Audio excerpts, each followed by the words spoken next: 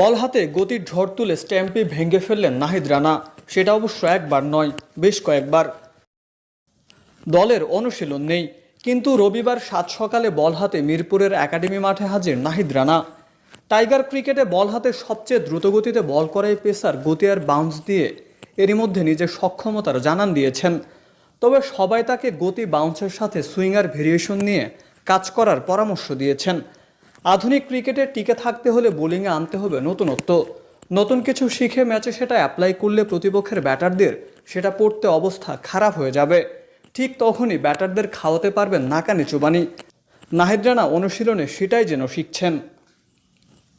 গতি, বাউন্সের সাথে সুইঙ্গার ইয়র্কারে যেন মিরপুরের একাডেমি